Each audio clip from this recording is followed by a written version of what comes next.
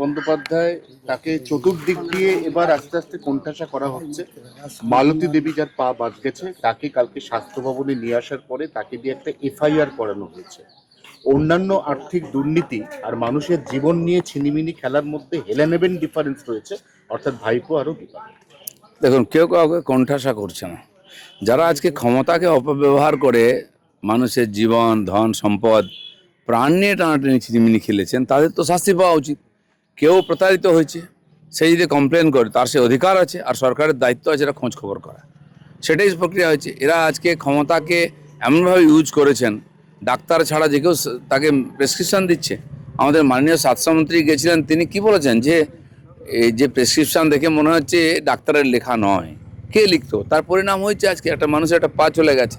তো এ তো বিচার হওয়া উচিত, যদি দোষী কেউ হয় তাকে সাজা দেওয়া উচিত। একটা কেস সামনে এসছে, এরকম কত কেস রয়েছে যারা তো এতদিন পর্যন্ত ভয়ে মুখই খোলেননি বা সবে তো সরকার পরিবর্তন 2 মাস হয়েছে, মানুষের একটু সাহস এসছে, নিজের অধিকারের কথা বলতে আরম্ভ করেছেন। তো তাতেই যেটুকু বোঝা যাচ্ছে এটা হচ্ছে হিমশৈলের চূড়া মাত্র। পুরা করাপশন, পুরা হিংসা, দুর্নীতি, মানুষকে ভয় দেখানো, এই যে থ্রেট পলিটিক্স, এই টিএমসির নেতারাই বলছে সবচেয়ে বড় থ্রেট পলিটিক্স টিএমসির ভিতরেই ছিল।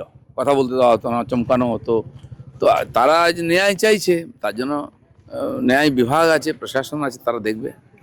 কলকাতা পুরসভার সুবিধার্থে আগামী যে পুর ভোট আসছে ডিসেম্বর মাসে, তাতে 144-এর বদলে 200টা ওয়ার্ড করে দেওয়া হয়েছে। এটা কি ধরনের সুবিধা হতে পারে? না দেখুন, একটা ওয়ার্ডে 76টা বুথ আছে। আপনি বলুন, একজন কাউন্সিলর, আর একটা ওয়ার্ডে 12টা বুথ আছে। দুজন কাউন্সিলর সমান অধিকার, কিন্তু সে 12টা বুথ আর 76টা বুথ কী করে দেখতে পারে? ওখানকার যারা প্রশাসনিক ব্যবস্থা আছে, সারা পশ্চিমবাংলায় আছে। মুর্শিদাবাদে 3টে লোকসভা, একটা জেলা। আমাদের উত্তর 24 পরগনায় 5টা লোকসভা, 35টা বেশি বিধানসভা। দক্ষিণে 4টে লোকসভা, মেদিনীপুরে 3টে আছে, 2টো আছে এই জেলা, আর কালিম্পংয়ে একটা বিধানসভা, একটা জেলা। কেবল রাজনৈতিক স্বার্থে করা হয়েছে। ঠিকঠাক যদি প্রশাসন চালাতে হবে তাহলে এটা আগে বিভাজন করতে হবে। আমি পঞ্চায়েত মন্ত্রী, আমাদের এখানে একটা পঞ্চায়েতে 30টার বেশি পর্যন্ত সদস্য আছে, আর কোথাও 10টা 12টাও আছে ওয়েস্ট বেঙ্গলে। অন্য রাজ্যে তো 3-4টের বেশি নয় একটা পঞ্চায়েত। তারা সুষ্ঠু প্রশাসন দিচ্ছেন, প্রধান দেখতে পাচ্ছে, বাকি অফিসারও দেখতে পাচ্ছেন। আর এতগুলো পঞ্চায়েত হয়তো একটা সেখানে অফিসার নেই, সেক্রেটারি নেই, কী করে আমরা ডেভেলপমেন্ট করব? তো প্রশাসনিক সুধার আমরা করছি। আমরাও আরও 4000-এর বেশি পঞ্চায়েত করে দিচ্ছি। ব্লককেও ভাঙার দরকার আছে। একটা বিধানসভা, একটা ব্লক আমাদের নারায়ণগড় মেদিনীপুরে আছে, 250-300 বুথ আছে, গ্রাম আছে সেখানে। আপনি ভাবুন কী করে ভিডিও কাজ করবে, এদিকে কর্মী নাই। এগুলো সুধার করার দরকার আছে। লোকসভা বাড়বে, বিধানসভা বাড়বে, ব্লক, জেলা সব বাড়বে। 5টা জেলা আমরা বাড়িয়েছি, পঞ্চায়েত বাড়িয়ে, মিউনিসিপ্যালিটি বাড়িয়েছি। সেরকম কর্পোরেশনের যে বিস্তার হবে, অনেক নতুন জায়গা যারা ডেভেলপ হয়ে গেছে, সরকারি সুবিধা নিচ্ছেন, তাদেরকে আনা হবে, ওয়ার্ড বাড়ানো হবে, যাতে প্রশাসন ঠিকমতো চলতে পারে, পরিষেবা পেতে পারেন। কলকাতা কর্পোরেশনের ইতিহাসে প্রথমবার 100 কোটি টাকা যেটা কাউন্সিলরদের এলাকার উন্নতি কল্পে দেওয়া হয়েছিল, সে 100 কোটি টাকা আবার রাজ্য সরকারি কোষাগারে ফেরত যাচ্ছে, কারণ কাউন্সিলররা টাকা তোলেনি ভয়। দেখুন, এক তো দুর্নীতি হয়েছে সমস্ত স্তরে, গ্রাউন্ড স্তরে, মিউনিসিপ্যালিটি বলুন, পঞ্চায়েত বলুন। আর তারপরে টাকা খরচা করতে পারেন না, কোনো প্ল্যানিং নেই। শুধু পশ্চিমবাংলা সরকারের টাকা নয়, কেন্দ্র সরকারের হাজার হাজার কোটি টাকা বিভিন্ন বিভাগে পড়ে আছে। সেটা নিয়ে কেউ না মন্ত্রী চিন্তা ভাবনা করেন, না ওখানকার অফিসাররা করেন। যেটা জনস্বার্থে ব্যবহার করে তাদেরকে লাভ দেওয়া ছিল, সেটা করা হয়নি। খালি পয়সা কামানো, কাটমানি খাওয়ার সুযোগ আছে, সেগুলো খরচা করা হয়েছে, আর তার কোনো হিসাব নেই। তো সেই জন্য দেখেছি আমরা 15 বছর, এরা তো কেউ পরিষেবা দেওয়ার জন্য মিউনিসিপ্যালিটিতে কাউন্সিলর হয়নি, পয়সা কামাবার জন্য হয়েছে। পার্ক দখল করে, খাস জমি দখল করে, পুকুর দখল করে, বাড়ি তৈরি করার পয়সা নয়, এটাই উদ্দেশ্য ছিল। তা কি করে খরচা করবে? এবার সুরুচি থেকে বিশ্বাস আউট, সুরুচি ক্লাবের পর থেকে পুজো কমিটি থেকে ব্রাদার্স আউট। এ তো সবে পরিবর্তন শুরু হয়েছে। ক্লাব, স্পোর্টস অর্গানাইজেশন, অন্যান্য সামাজিক সংস্থা সব জবরদখল। এমনকি নার্সিংহোম, হসপিটালও দখল করে নেওয়া হয়েছে লোকের কাছ থেকে। দোকানপাট দখল করে নেওয়া হয়েছে। দখলের রাজনীতি এবারে মুক্ত হচ্ছে। মানুষ যারা ক্লাব চালাচ্ছেন তাদের হাতে ছেড়ে দেওয়া উচিত, যারা দুর্গাপূজা করেন তাদের হাতে ছেড়ে দেওয়া উচিত, যারা খেলাধুলা করেন, খেলাধুলার লোক, তাদের হাতে খেলার সংস্থাগুলো ছেড়ে দেওয়া উচিত, তবে উন্নতি হবে। আর এই কবজা করার জন্য অযোগ্য আর চোরগুলো বসেছে বলে আজকে সমস্ত জায়গায় কাজকর্ম বন্ধ হয়ে গেছে। দক্ষিণ দমদম পুরসভায় 6 জনকে নিয়োগ সুপারিশ করেছিল ফিরাদ হাকিম, চার্জশিটে এবার ফিরাদ হাকিমের নাম এই পুরো নিয়োগ দুর্নীতি। এক একটা পুরসভায় দেখুন পয়সা নেই উন্নয়ন করে, রাস্তা নেই, জল নেই, বিদ্যুৎ নেই, ড্রেন পরিষ্কার হয় না, ড্রেন হয় না, অথচ শত শত লোককে ওখানে ঢুকিয়েছেন নেতারা। আমাকে ঝাড়গ্রামের একজন বললেন যে 400 কত কর্মী আছে, 17 জন মাত্র কাজে আসেন। আপনি ভাবুন, বেতন এরা নিচ্ছে, নেতারা এদের কাছ থেকে টাকা নিয়ে ঢুকিয়েছে, এরা কেউ কাজে আসে না, বাড়িতে বসে পয়সা পায়, ইনভেস্ট করে দিয়েছে। আর মানুষ চিন্তা ভাবনা করেন, বলতে গেলে তাকে চমকাবে, ভয় দেখাবে। এর পরিবর্তন হবে এবং একটু সময় লাগবে। বিধাননগর সাইবার ক্রাইমের জালে এবার প্রায় 2 কোটির বেশি টাকা উদ্ধার। কল সেন্টার কি বলবেন, মানে এত টাকা? এর আগেও উদ্ধার হয়েছে, এখনো বহু জায়গায় কালেকশন চলছে অবৈধভাবে, এবং বহু জায়গায় এইসব টাকা জমা আছে। এখানেই আছে আমার জানা আছে, গাড়ি করে পার করা হয় আস্তে আস্তে করে, শত শত কোটি টাকা আছে।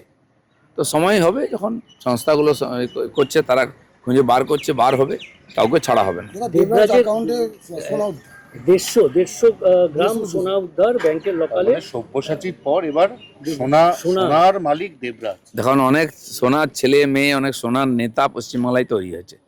তার বিরুদ্ধে কেউ কমপ্লেন করছে বা ইনফরমেশন আসছে, সেগুলো ইনকোয়ারি হচ্ছে। তো দেখুন, যে অপরাধ করেছে তার তো সাজা হবেই, কিন্তু পুরো 5,000 10,000 লোককে একসঙ্গে ধরে নিয়ে আসা, তার কেস চালানো, আমাদের পুলিশের কাছে সেই ক্ষমতাও নেই, সময়ও নেই, ম্যান পাওয়ারও নেই, পুলিশই নেই। আর বহু জায়গায় পুলিশরাই তার সঙ্গে যুক্ত, তার অদল বদল চলছে। পুলিশ এখনও কমপ্লেন করলে টিএমসি গুন্ডাদের বিরুদ্ধে কমপ্লেন নিচ্ছে না বা কোনো কাজ করছে না। আমিও বলবো যে পুলিশকে পরিবর্তন হয়েছে, ওটা মাথায় রাখুন, নাহলে আপনার নিজের ভবিষ্যৎটাও ভাবুন। মিড ডে মিলে ডাবল ইঞ্জিনের সুফল, একদিকে যেমন রান্নার খরচ বেড়েছে প্রধানমন্ত্রীর যে পিএম পোষণ প্রকল্পে, অন্যদিকে মিড ডে মিলের কর্মীদেরও মাসিক ভাতা সাম্মানিক সেটাও বেড়েছে। দেখুন, মিড ডে মিল একটা সবচেয়ে বড় স্ক্যাম। একটা 8,000 যে স্কুল, যেখানে টিচার নেই, স্টুডেন্ট নেই, সেখানেও মিড ডে মিল হতো, সে টাকাটা কোথায় যেত, কে খেত? ছাত্রই নেই। এরকম লম্বা লম্বা লিস্ট আছে সব জায়গায়, কিন্তু সেই লিস্টের লোক নেই, তার মিড ডে মিলটা চুরি হতে উপর থেকে নিচ পর্যন্ত। তো সেগুলো শোধরানো হবে, এবং যেখানে মিড ডে মিল যাতে ঠিকঠাক রান্না হয়, পুষ্টিভাবে হয়, তার জন্য সরকার খরচা বাড়াচ্ছে, এবং দেখাশোনা হবে যাতে বাচ্চারা খেতে পায়। গরিব বাচ্চারা কি ওখানে খাওয়া দাওয়া করবে, পড়াশোনা করবে, সেই জন্য মিড ডে মিল, সেটা লুটের রাজত্ব হয়ে গেছে। এবার আবাসিক স্কুলে এলপিজি সংযোগ সরকার 3,000 টাকা পর্যন্ত রাজ্যের সাহায্য দেবে, এবং স্কুল শিক্ষা দপ্তরের এই নির্দেশিকা। সেখানে যে রান্না হতো, কি করে হতো, কোথা থেকে কাঠ আসতো, জ্বালানি আসতো, কেউ খোঁজ রাখে না। আর রান্নাঘরের এমন অবস্থা, আপনারা জানেন, টিকটিকি পড়ে বাচ্চারা অসুস্থ হয়েছে আমার সময় সেই খাবার খেয়ে। পরিষ্কার পরিচ্ছন্নতা একটা গুরুত্বপূর্ণ ব্যাপার। বাচ্চারা আমাদের ভবিষ্যৎ, তাদের স্বাস্থ্যের দিকে নজর রেখে সরকার সব করছে। বলছি ঋতব্রত তৃণমূল গতকাল দেখা গেল যে গান্ধীমূর্তি পাদদেশ চলে গিয়েছে, বললো আমরা এক ধাপ এগিয়ে থাকলাম আমরা 21 জুলাইয়ের ক্ষেত্রে। এদিকে কালীঘাটপন্থী তৃণমূল এখনো তারা পড়ে রয়েছে, আদালত কবে মামলাকে শেষ করবে, জায়গা খুঁজছে, সবকিছু মিলিয়ে। টিএমসিদের মধ্যে কে এগোলো আর কে পিছলো সেটা নিয়ে চিন্তা নেই। পুরো পশ্চিমবঙ্গকে যারা পিছিয়ে দিয়েছে, তারা নিজেদের মধ্যেই কম্পিটিশন করতে পারে, সারা ভারতের সঙ্গে কম্পিটিশন করতে পারেনি। তাই বাংলাদেশের সঙ্গে জোড়া চক্রান্ত চলছিল, তার থেকে বাংলা মুক্তি পেয়েছে। সামনে তাকান, এগিয়ে চলুন, যে পিছনে থাকছে থাকুক। দাদা, হাসপাতালের ডায়েটে রোগীদের খরচ ডাবল হলো, প্রায় এবারে 100 টাকার বেশি বরাদ্দ। এবার 10-12 বছর ধরে এই হসপিটালের রুগীদের খরচা, বাচ্চাদের জন্য খরচা, স্কুলে মিড ডে মিলে, বা বিভিন্ন কর্মচারী, এক তো এখানে লক্ষ লক্ষ আছে সমস্ত কন্ট্রাকচুয়াল কর্মচারী, স্থায়ী নিয়োগ হয়নি, তাদের 10 বছর 12 বছর ধরে একটা পয়সা বাড়েনি। 8,000 10,000 12,000 টাকায় উচ্চশিক্ষিত যুবকরা কাজ করছেন, মহিলারা কাজ করছেন, কেউ দেখেনি। তারা সবাই আসছে আমাদের, আমাদের কি হবে। আমরা চিন্তা ভাবনা করছি কোনো মানুষকে বার না করে তাকে কতটুকু আর্থিক সহায়তা দেওয়া যায়, কেন্দ্রীয় প্রকল্পের টাকা নিয়ে এসে তাদের বেতন যাতে নিয়মিত হয়। বেতন নিয়মিত হয় না, এটা সমাধান করার চেষ্টা হচ্ছে। এর জন্য একটু সময় লাগবে। এত মানুষকে ঢুকিয়ে দিয়েছে, প্রয়োজন আছে কি জানি না। কোনো প্রকল্পের জন্য অস্থায়ীভাবে 2 বছর 3 বছরের জন্য নেওয়া হয়েছে, তারপরে তারা ডিপার্টমেন্টে রয়ে গেছে, তাদের জন্য কোনো অর্থ বন্টন হয়নি, তারা বেতন পায় না ঠিক মতো। কোনো সময় ব্লকের বিডিও তাদেরকে একটু এদিক ওদিক প্রকল্পের কাজ দেন, 2-4 হাজার টাকা দেন, আর তারা ঘুরে বেড়াচ্ছেন। এটা ঠিক নয়। মানে এবার রোগীরা ভালো খাবার পাবে, যেহেতু ডাবল বরাদ্দ হয়ে গেল। নিশ্চয়ই রোগীদের, তারা বাড়ি থেকে খাবার নিয়ে এসে খায়।